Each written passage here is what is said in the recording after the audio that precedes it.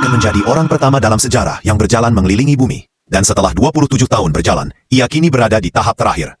Carl Bushby memulai perjalanannya dari Chili pada tahun 1998, dan ia berencana untuk berjalan kembali ke Inggris tanpa melanggar dua aturan.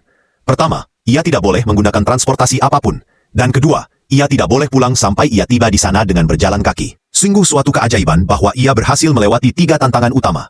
Tantangan pertama adalah Darien Gap, hamparan hutan terpencil, tanpa jalan yang sering dianggap paling berbahaya di dunia. Bukan hanya karena penuh dengan hewan mematikan, rawa dan penyelundup, tetapi juga karena ketika ia melewatinya, Kolombia sedang menjadi zona perang. Kali berikutnya ia seharusnya mati adalah ketika ia mencoba berjalan dari AS ke Rusia, melintasi jembatan beku yang dikenal sebagai Selat Bering.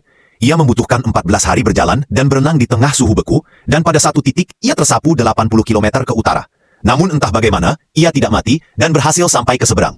Namun, setelah tiba di Rusia, ia ditahan selama beberapa minggu, dan mereka sebenarnya ingin menjatuhkan hukuman 5 tahun penjara kepadanya. Untungnya, ia akhirnya dibebaskan. Begitu ia memulai perjalanannya melintasi Asia, krisis keuangan 2008 melanda, dan ia kehilangan beberapa sponsor utama. Keadaan menjadi begitu sulit sehingga ia mengatakan ada hari-hari di mana ia tidak punya makanan.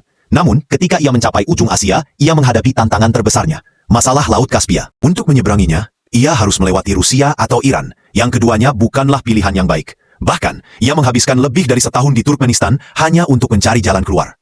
Dan ketika ia menyadari satu-satunya cara untuk melanjutkan hidup adalah dengan berenang menyeberang, selama 31 hari berikutnya, ia berenang lebih dari 300 km melintasi Laut Kaspia, menjadi orang pertama yang melakukannya.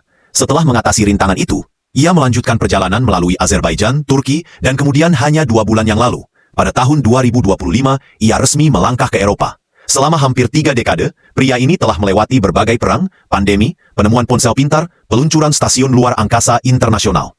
Ia telah melewatkan semuanya. Ia telah berjalan begitu lama, sehingga tujuan akhirnya adalah tempat yang sama tempat ia tinggalkan.